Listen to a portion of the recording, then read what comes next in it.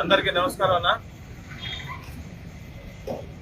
ఈరోజు ప్రస్తుతం ఉన్న పరిస్థితుల్లో గత 4.5 సంవత్సరాల్లో జగన్ రెడ్డి పాలన ఈ రాష్ట్రంలో ఎలా ఉన్నది, దాని మీద ప్రజలందరికీ కూడా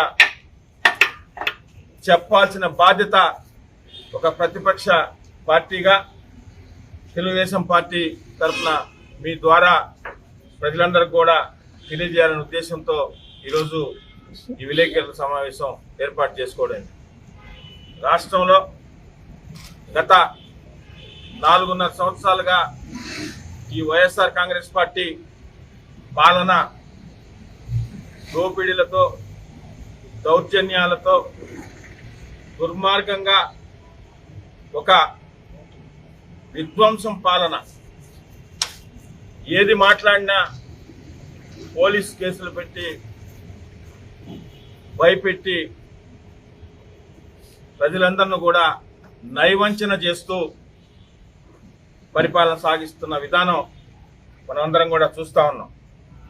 అయితే ఇటువంటి పాలనకి స్వస్తి పలకాల అని ప్రజలందరికీ కూడా తెలియజేస్తూ, ప్రజలందరికీ కూడా ఇప్పటికే తెలిసిన తెలుగుదేశం పార్టీ తరఫున కూడా తెలియజేయాల్సిన బాధ్యతగా తెలుగుదేశం పార్టీ జాతీయ అధ్యక్షులు శ్రీ నారా చంద్రబాబు నాయుడు గారు ఏదైతే రా కదలి రా అనే కార్యక్రమాన్ని తీసుకొని ఇప్పటికే జిల్లాల్లో పర్యటన కూడా ప్రారంభించడం జరిగింది.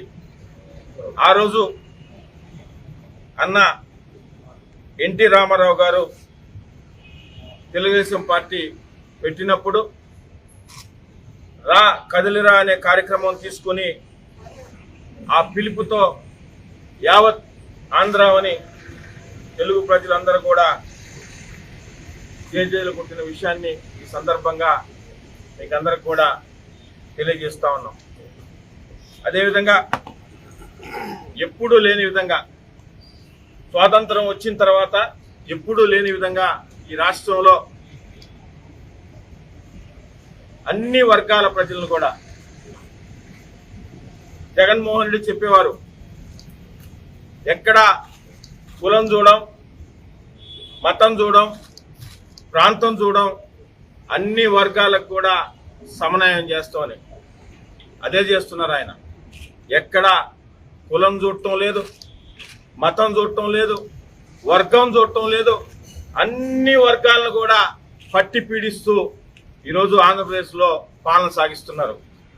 కరెంటు ఛార్జీలు, నిత్యావసర ధరలు, అదేవిధంగా డీజిల్ పెట్రోల్ సెస్ అదనంగా రాష్ట్రంలో వేసేది, అదేవిధంగా చెత్త పన్ను వేసిన ప్రభుత్వం కానీ, చెత్త పన్ను వేసిన ముఖ్యమంత్రి కానీ ఇంతవరకు ఎవరు లేరు. అది కూడా ఆయనకే చెందింది. అదేవిధంగా మడమ తిప్పం, మా మాట చెప్తే మా మాటకి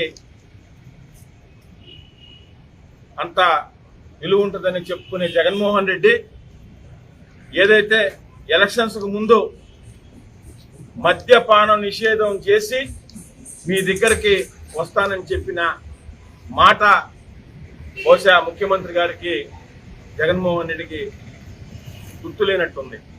ఎక్కడికి పోయిందో మడమదిప్పం అనే మాట. అదేవిధంగా బీసీ వర్గాల్ని ఈ రాష్ట్రంలో మొదటి నుంచి కూడా తెలుగుదేశం పార్టీకి, అదేవిధంగా బీసీ వర్గాలు ఎంత అండగా ఉన్నాయో, అదేవిధంగా బీసీ వర్గాలకి తెలుగుదేశం పార్టీ ఎంత అండగా ఉందో కూడా ప్రజలందరూ కూడా తెలుసు. ఈరోజు బీసీ వర్గాల మీద జరుగుతున్న దోపిడీ, అన్యాయం అన్ని విధాల ప్రజలందరూ కూడా గమనిస్తున్నారు.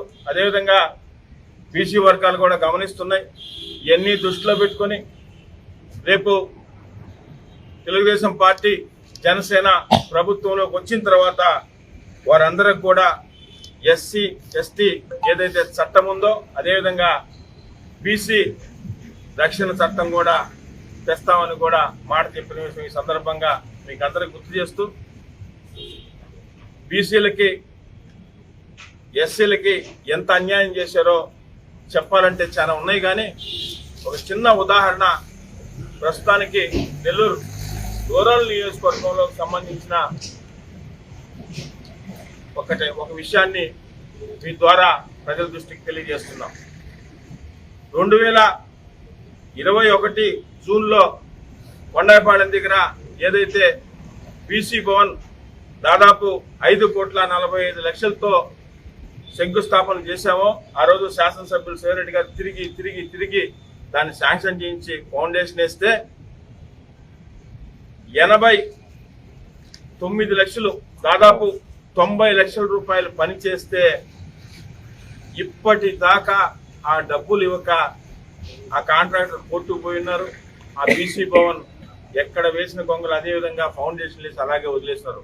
వీళ్ళకి బీసీల మీద ఎంత ప్రేమ ఉందో ఆ బీసీ భవన్ మీడియా మిత్రులు చూసినా కూడా తెలుస్తుందని మీకు తెలియజేస్తూ, అదేవిధంగా దాని పక్కనే ఉన్న అంబేద్కర్ స్టడీ సర్కిల్ కానీ ఇప్పటిదాకా అది కూడా మొదలు పెట్టారు. ఇవన్నీ కూడా చిన్న ఉదాహరణలు, ఇలా చెప్పుకుంటా పోతే చాలా ఉంటాయి.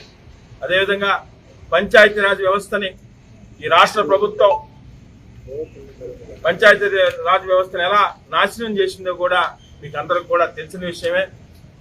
ఈరోజు గ్రామ పంచాయతీల్లో కనీసం సైడ్ కాలువలు తీసేదానికి, చెత్త తీసేదానికి కరెంటు బిల్లులు కట్టే పరిస్థితి లేక ఏదో అక్కడక్కడ 4 సిమెంట్ రోడ్లు వేస్తే ఆ సిమెంట్ రోడ్లకి వేసిన కాంట్రాక్టర్ బిల్లులు లేని పరిస్థితి. పూర్తిగా సర్పంచ్ వ్యవస్థని నాశనం చేసి సర్పంచ్గా గెలిచేవే కానీ సర్పంచ్ అనే అర్థానికి వీళ్ళందరూ కూడా ఏమి చేయకుండా ఈరోజు సర్పంచ్ వ్యవస్థను పూర్తిగా నాశనం చేసే సంగతి కూడా మీకు అందరికి కూడా మీ ద్వారా ప్రజలందరికీ కూడా తెలియజేస్తూ, అదేవిధంగా ఈరోజు రాష్ట్రంలో ఏదైతే ఈ వైఎస్ఆర్ కాంగ్రెస్ పార్టీ పాలన జరుగుతుందో దీని మీద ఇప్పటికే జాతీయ అధ్యక్షులు చంద్రబాబు నాయుడు గారు, యువనేత లోకేష్ గారు, జనసేన అధినేత పవన్ కళ్యాణ్ గారు రేపు పొద్దున ప్రభుత్వం, తెలుగుదేశం, జనసేన రేపు రాబోయే ఎలక్షన్లో ఖచ్చితంగా ప్రభుత్వం ఏర్పాటు చేస్తున్నాయి. దాదాపు 57% ఓట్లతో 160 సీట్లతో ఈ రాష్ట్రంలో తెలుగుదేశం పార్టీ, జనసేన ప్రభుత్వం ఏర్పాటు చేయబోతున్నాయి. అందుకే ఇప్పటికే మేనిఫెస్టో కూడా తెలుగుదేశం పార్టీ సూపర్ 6 పేరుతో మేనిఫెస్టోను కూడా రిలీజ్ చేయడం జరిగింది. ఈ రోజు దాకా వైఎస్ఆర్ కాంగ్రెస్ పార్టీ ఇసుక దోపిడీ, మద్యం దోపిడీ, వాడ్జీల దోపిడీలు అన్ని దోపిడీలు తప్పితే ప్రజలకు చేసింది ఏమీ లేదు. ఏదో సంక్షేమం పేరుతో 4 రూపాయలు ఇచ్చి 100 రూపాయలు వాళ్ళు తీసుకునే పరిస్థితిలో ఉన్నారు. వీటన్నింటినీ దృష్టిలో పెట్టుకుని తెలుగుదేశం పార్టీ కూడా మేనిఫెస్టో ఇవ్వడం జరిగింది. మొత్తం దీపం పథకం కింద ఉచితంగా గ్యాస్ సిలిండర్లు కానీ, ఆర్టీసీ బస్సుల్లో ఉచిత ప్రయాణం కానీ, అదేవిధంగా మహాశక్తి మహిళలకు 18 ఏళ్లకు పైన మహిళలకు ఆడబిడ్డ నిధి కింద 1500 చొప్పున కానీ, అదేవిధంగా తల్లికి వందనం పేరుతో ఒక్కొక్కరికి 15,000 కానీ, యువగళంలో ఏదైతే నారా లోకేష్ గారు చెప్పారో మనకి యువతకు ఉద్యోగం వచ్చే వరకు కూడా 3,000, 20 లక్షల ఉద్యోగాలు, ఇంటింటికి కూడా తాగునీరు, ట్యాప్ కనెక్షను, ఇవన్నీ కూడా తప్పకుండా తెలుగుదేశం పార్టీ అధికారంలోకి వచ్చి ఈ ఆంధ్రప్రదేశ్ని ఒక స్వర్ణాంధ్రప్రదేశ్ చేసేదానికి తిరిగి చంద్రబాబు నాయుడు గారిని ముఖ్యమంత్రిగా చేయడం ఎంత అవసరం ఉందని కూడా మీ ద్వారా ప్రజలకు తెలియజేస్తుంది.